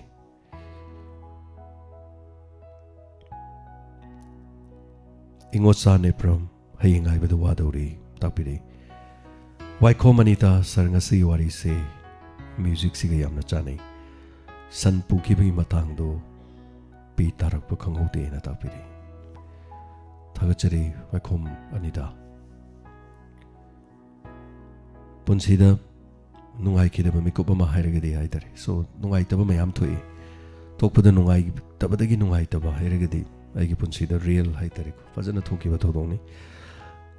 Udana Mikop Adudagi no Maganini and Natiko. Yam Nungai Kidazan, Chahi Ama Ni Ohum Marie. Yam Nungai Kidazan. Angangui Bagi Haitari Matamdu de class 10 Haitarico, Kav Matamda.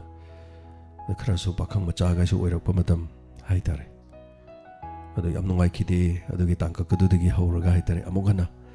San Naiba Sando, Adam Lui Basungam Kidre, the Lui Sului Kidre, Haitari. Adugi Mamanga didum San Zedum Yum the San Dedum Tame, Haitaredum Sienna Haitari. So thank you so much. Warisigi Matanga. Hapchage Kana no Madi Tamak Bawari Mada Tobugi Punsida Asumna Tokre Warid. I could have totally assumed the Manabakanago with the Sudum Topo Meham Yorungan. So Tagachari Hanana Nancy Ningthojam Thagachari Live Yawibagidammak Inaw Thokchom Asigi wari haninga leitana fazei yamna nungsi takpire Thagachari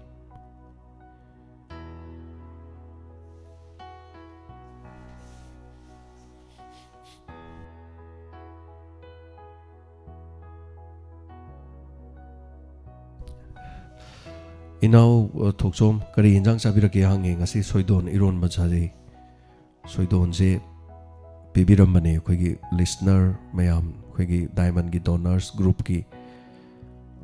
dai da haitarin pibiram bane khoi gi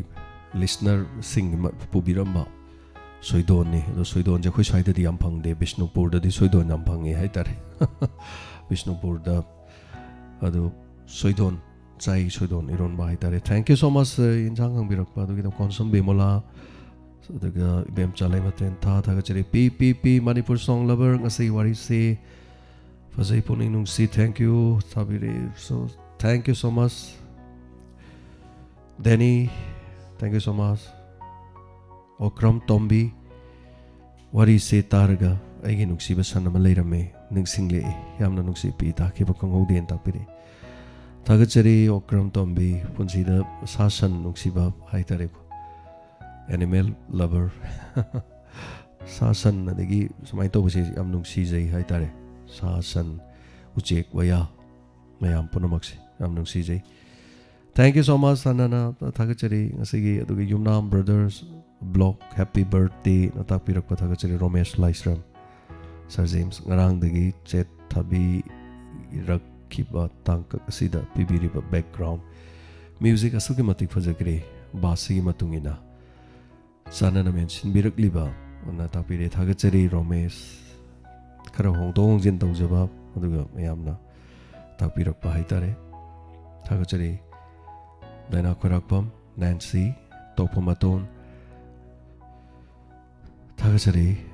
Joymati Sarasing wari werabani na tangkaksi suki matik fazei nungsi na takpire Thagachari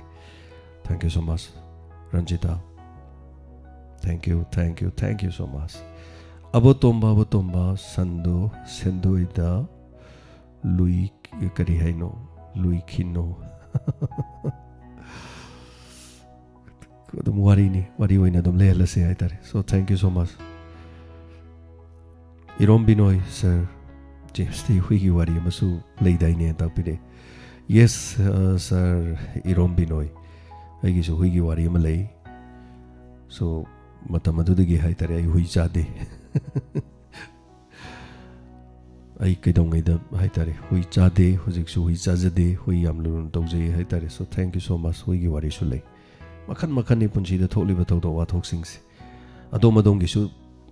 tap ta na leiram gani faja ba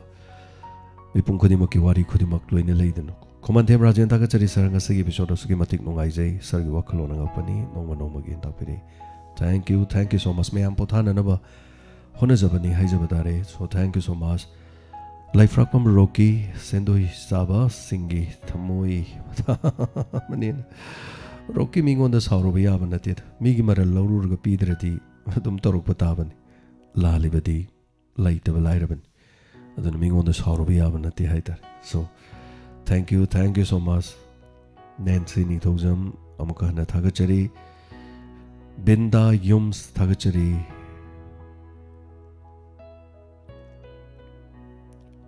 Thauba Fattaba Singdagi Nanthokpa ngamba oibiu na takpiri thank you so much Thagachari Okram Tombi once again amuka zona Thagachari MD Said Khan Thagachari Tampasana Raskumari Thagachari Inspector Terwari yamna fazai tabagi pin manaiti Santi Pukrambam Thagachari Thoiba Maitei Hekrujam Thagachari Atai serial dagi khara khenai 141 yes type khara khenai ngasi di gangmai inspector tayai police amta yaudaba tangkang wari dugi paring aduga chatpagi mawong sin by sin hongmagi mawong yam top mawong amani haitare khara mawong khara hongdo khara yengjai so Thagachari Dani Naroibam once again aduga Laisram Maipak Thagachari yam kana nokpiri ha and Bode Singh Thagachari Sarwahini Layton Tagazari Tapiri 141 Nuti Lepton Sando Pirkwa Raibanati Matamatom Gichanaba Kayamarum Sando Pibagidamak Tapiri. Thank you so much, Body.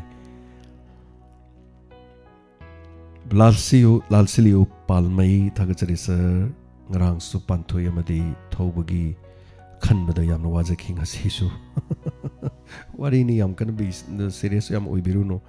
So thank you so much. Mayam Ming Hanjan Musuyam Yauri, Anana Tagachari, Mayam the Pibirgliba, comment, sing. How Jikti Makata Zarak, but they say Matanga Mukudol Tamjagi, Tabiriba Mayam Panamakta Marakta, comment Pazaba Yauradi Lokacharake. Hanana Tagachari, Aina Nungsizabi, Aina Nungsizaba, Aina Quidazabi, Aina Quidazaba. Mandakini Takalamam Amadi, Aisama Kapuna Shamina Bishay. Kudol Tamjari, Aisama Mayakta Tunda, Noinana, Binod Kumar Sarvana, Toy Habiba. Isay. I think what the Tabi Rivasing Mayampono dedicate to Jerika Tokjari, Hakan Soro, Dopugit and Asilominasi, Isay Simiampono Kudol Tamjari.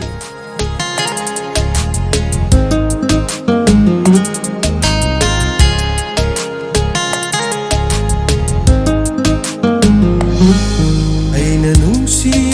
jabi Aina koida zabi Aina nungsi jabi Aina koida zabi Nantanu unsigi Nantana loi jari Oh aige dithawaini Nantana loi jare Oh aigi dithawaini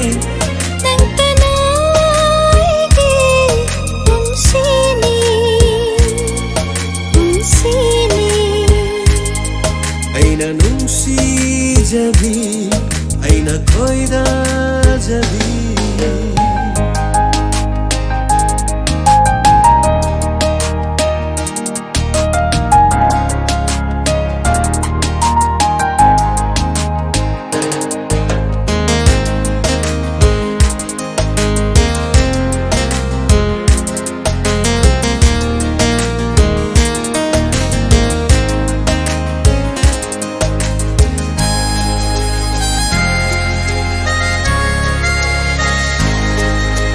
Musiba mai tho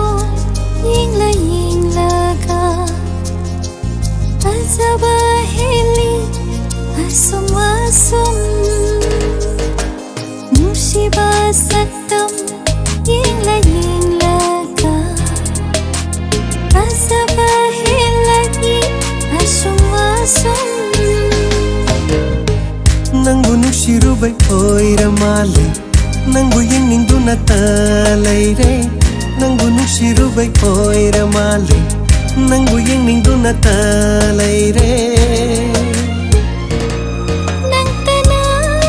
aigi unsini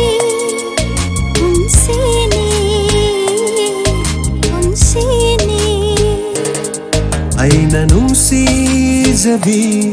Aina koida jabi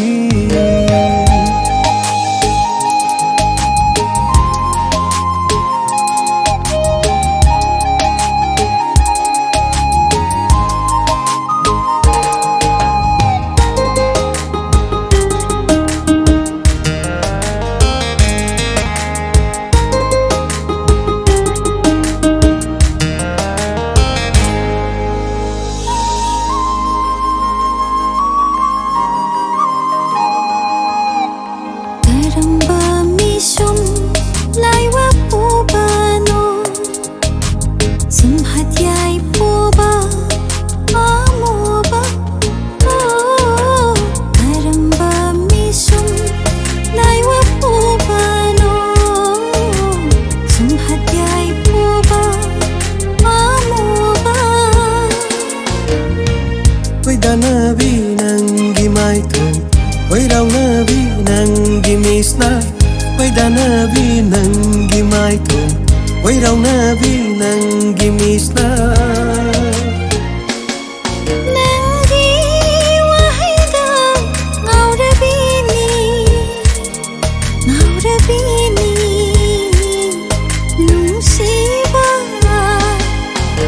ꯑꯩꯅ ꯅꯨꯡꯁꯤꯖꯕꯤ La la la la la la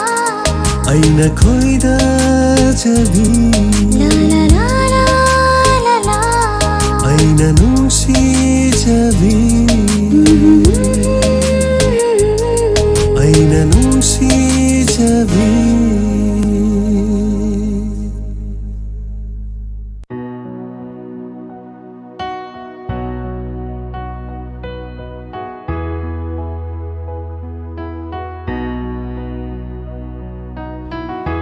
ꯍꯥꯏꯅꯤꯡꯉꯥꯏ ꯂꯩꯇꯅ ꯊꯥꯒꯠꯆꯔꯤ ꯉꯁꯤꯒꯤ ꯑꯊꯦꯡꯕꯗ ꯇꯥꯕꯤꯔꯤꯕꯁꯤꯡ ꯊꯥꯒꯠꯆꯔꯤ madam ꯁꯥꯡꯈꯨ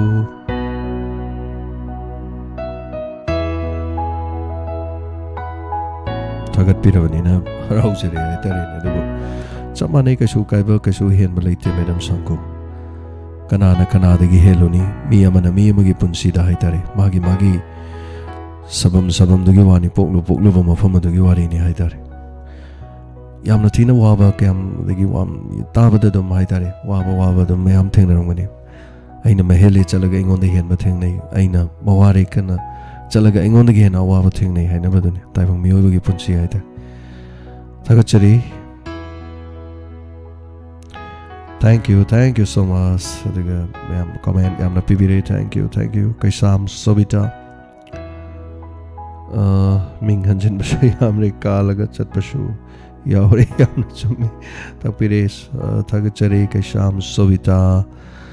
ꯋꯥꯔꯧꯕꯤꯕ ꯌꯥꯗꯦ ꯃꯤ ꯌꯥꯝꯈꯤꯕꯅꯤ ꯃꯦꯁꯦꯖꯁꯤ ꯖꯔ ꯆꯠꯄꯅꯤꯅ ꯍꯥꯏꯇꯥꯔꯦ ꯃꯤꯡ ꯍꯟꯖꯤꯟꯕꯁꯨ ꯌꯥꯝ ꯌꯥꯎꯏ ꯀꯥꯜꯂ ꯆꯠꯄꯁꯨ ꯌꯥꯎꯏ ꯍꯥꯏꯇꯥꯔꯦ ꯆꯨꯝꯕꯅꯤ ꯊꯦꯡꯛ ꯌꯨ ꯁꯣ ꯃꯆ ꯃꯊꯪꯗ ꯏꯁꯩ ꯑꯃꯇꯪ ꯈꯨꯗꯣꯜ ꯑꯃꯨꯛ ꯇꯝꯖꯒꯦ ꯏꯟꯁꯄꯦꯛꯇꯔ ꯇꯌꯥꯏꯒꯤ ꯃꯅꯨꯡꯗ ꯁꯛꯈꯤꯕ ꯏꯁꯩ ꯏꯅꯥꯛꯇꯗ ꯂꯩꯍꯟꯅꯤꯡꯉꯤ ꯏꯁꯩ ꯑꯁꯤ ꯏꯟꯁꯄꯦꯛꯇꯔ ꯇꯌꯥꯏꯒꯤ ꯋꯥꯔꯤ ꯄꯔꯤꯡꯗ ꯌꯥꯎꯈꯤꯕ ꯏꯁꯩ ꯑꯃꯈꯛꯅꯤ ꯄꯨꯁꯄꯔꯥꯅꯤ ꯂꯥꯏꯁ꯭ꯔꯝꯒꯤ ꯃꯌꯦꯛꯇ ꯅꯤꯔꯃꯂꯥ ꯊꯥꯡꯖꯝꯅ ꯁꯛꯄ ꯏꯁꯩꯅꯤ ꯕꯤꯅꯣꯗ ꯀꯨꯃꯥꯔ ꯁꯔꯃꯅ ꯊꯋꯥꯏ ꯍꯥꯞꯄ ꯏꯁꯩ ꯈꯨꯗꯣꯜ ꯇꯝꯖꯔꯤ ꯉꯁꯤꯒꯤ ꯑꯊꯦꯡꯕꯗ ꯇꯥꯕꯤꯔꯤꯕꯁꯤꯡꯒꯤꯗꯃꯛ ꯉꯥꯏꯍꯥꯛꯇꯪ ꯄꯣꯊꯥꯅꯅꯕꯒꯤꯗꯃꯛ ꯈꯨꯗꯣꯜ ꯇꯝꯖꯔꯤ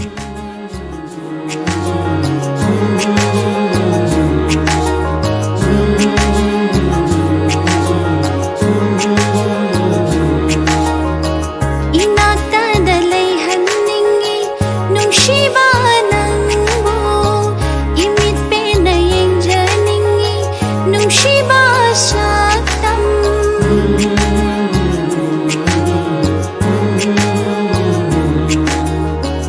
Inaktada layhanningi nungsiba nangbo Imit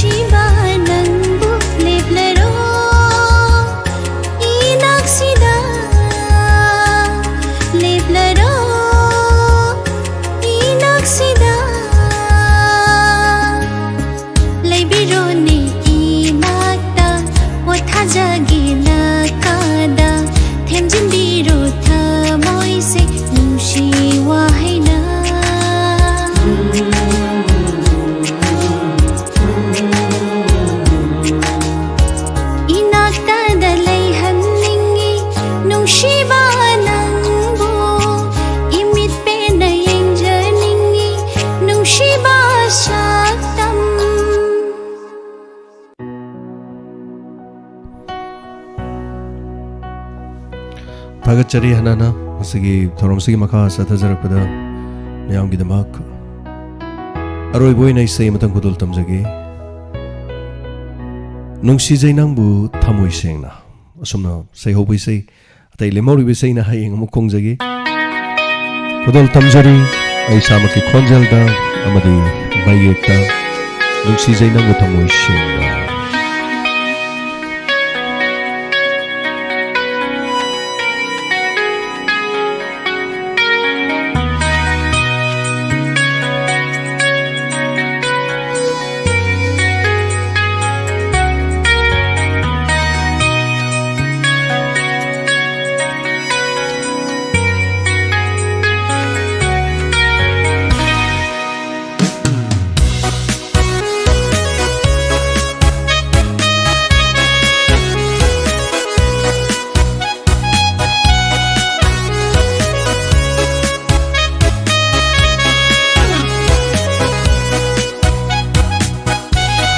ꯅꯨꯡꯁꯤꯖꯩ ꯅꯪꯕꯨ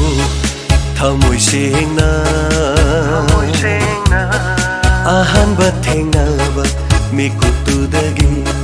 ꯉꯥꯎꯔꯨꯔꯦ ꯍꯥꯏꯔꯣ ꯅꯨꯡꯁꯤ ꯑꯃꯨꯛꯀ ꯑꯩꯒꯤ ꯄꯥꯎꯈꯨꯝ ꯄꯤꯕꯤꯌꯨ ꯍꯥꯏꯕꯤꯌꯨ ꯑꯩꯕꯨ ꯅꯨꯡꯁꯤ ꯍꯥꯏꯅ ꯅꯨꯡꯁꯤꯕꯤ ꯅꯪꯒꯤ ꯆꯤꯟꯕꯥꯅ ꯅꯨꯡꯁꯤꯖꯩ ꯅꯪꯕꯨ ꯊꯃꯣꯏ ꯁꯦꯡꯅ ꯑꯍꯥꯟꯕ ꯊꯦꯡꯅꯕ ꯃꯤꯀꯨꯞꯇꯨꯗꯒꯤ ꯉꯥꯎꯔꯨꯔꯦ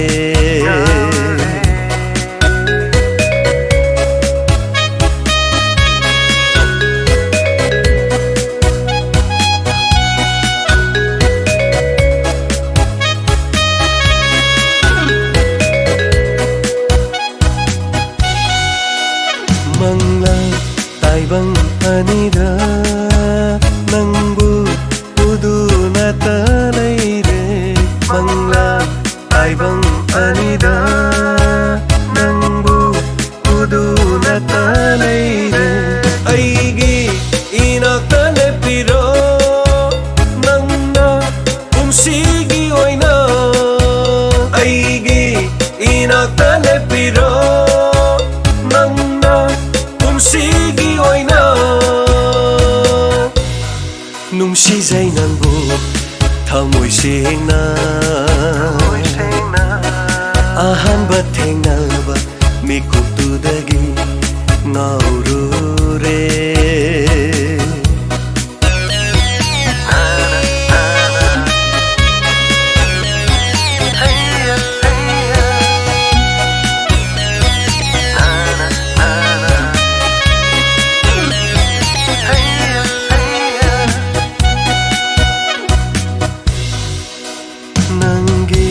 ꯅꯨꯡꯁꯤꯕ ꯃꯤꯅꯣꯛꯇ ꯉꯥꯎꯔꯦ ꯑꯩꯗꯤ ꯄꯨꯡꯉꯥꯎ ꯉꯥꯎꯔꯦ ꯅꯪꯒꯤ ꯅꯨꯡꯁꯤꯕ ꯋꯥꯍꯩꯗ ꯁꯨꯝꯍꯠꯄꯤꯔꯦ ꯑꯩꯕꯨ ꯑꯣꯏꯖꯒꯦ ꯅꯪꯁꯦ ꯑꯩꯇꯒꯤ ꯅꯪꯕꯨ ꯄꯨꯟꯁꯤꯒꯤ ꯑꯣꯏꯅ ꯑꯣꯏꯖꯒꯦ ꯅꯪꯁꯦ ꯑꯩꯇꯒꯤ ꯄꯨꯟꯁꯤꯒꯤ ꯑꯣꯏꯅ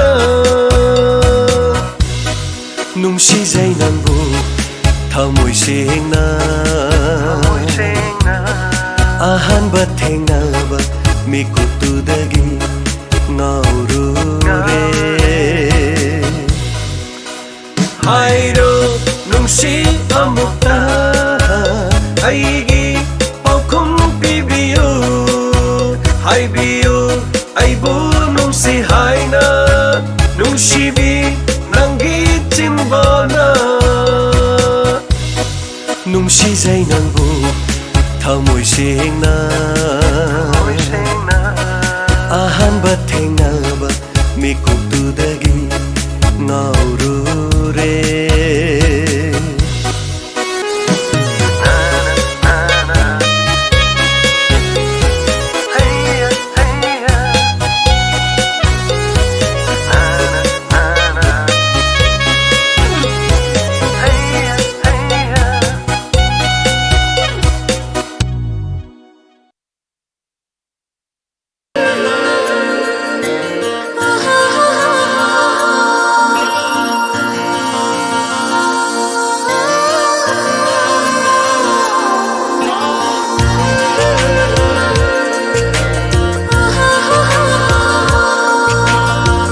yening hulakle aigi thamose nangi nungsi saktam urubada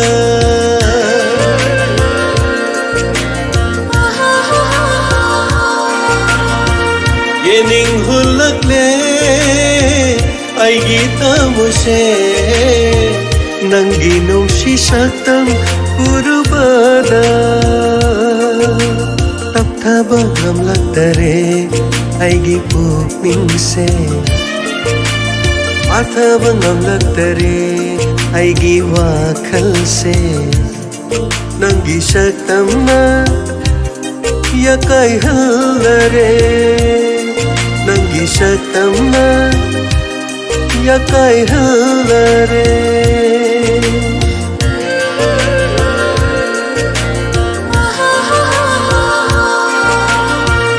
yening hulakle aigi thamose nangi nungsi saktam urubada nangi nungsi saktam urubada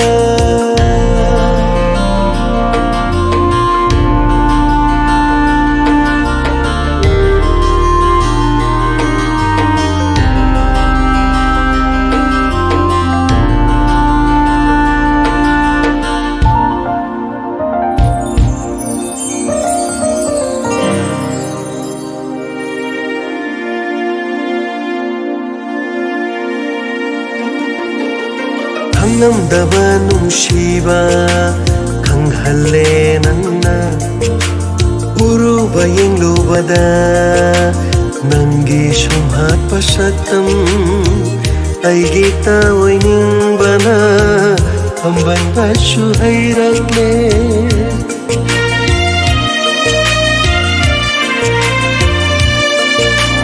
ꯈꯪꯉꯝꯗꯕ ꯅꯨꯡꯁꯤꯕ khanghalle nangna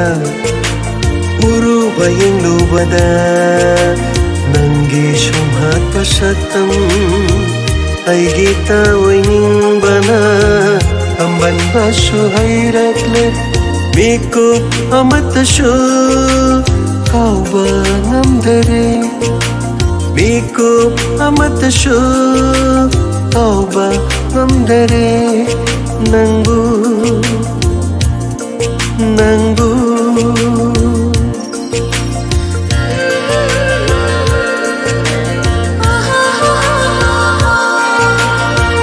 yening hulakle aigi thamose nangi nungsi saktam urubada nangi nungsi saktam urubada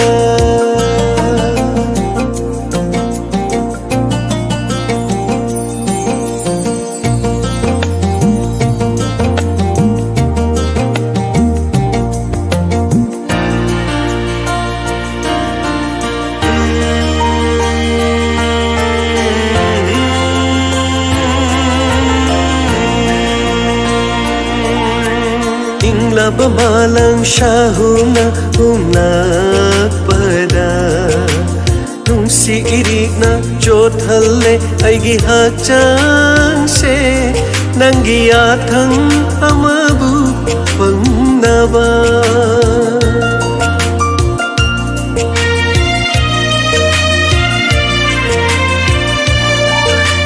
Inglaba malang syahuna umnakpada Nung si irikna jothalle aigi hakchang se Nangiyathang amabu pangnaba Amoy isi thoktuna pirage nafamda nafamda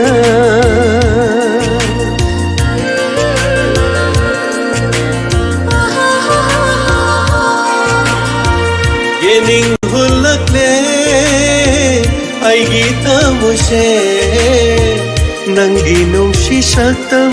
urubada tapthaba ngamlaktare ꯑꯩꯒꯤ ꯄꯨꯛꯅꯤꯡꯁꯦ ꯃꯥꯊꯕ ꯉꯝꯂꯛꯇꯔꯦ ꯑꯩꯒꯤ ꯋꯥꯈꯜꯁꯦ ꯅꯪꯒꯤ ꯁꯛꯇꯝꯅ ꯌꯥꯀꯥꯏꯍꯜꯂꯔꯦ ꯅꯪꯒꯤ ꯁꯛꯇꯝꯅ ꯌꯥꯀꯥꯏꯍꯜꯂꯔꯦ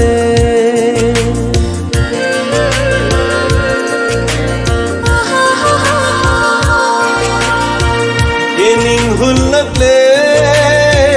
아이기 가무세 난기 농시 삭담 우르바다 난기 농시 삭담 우르바다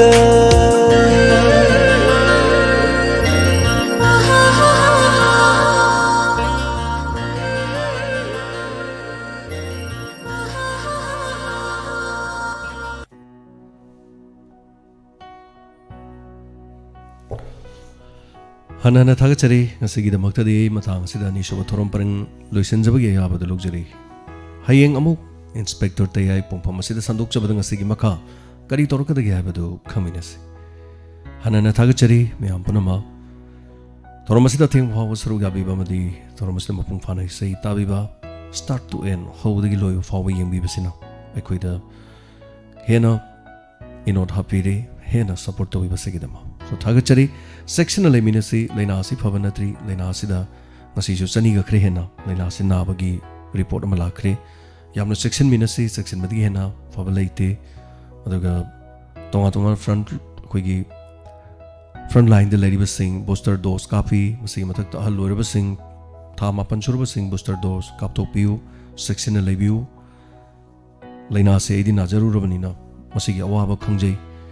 Amona koi nada na bohona minarasi mang dana nungai na tumbiyo ngasi tek ta kai dana koi unari basigumna hayeng su unasi matamadu fawagi tabiri basingu James Segurjan mokana kurumjari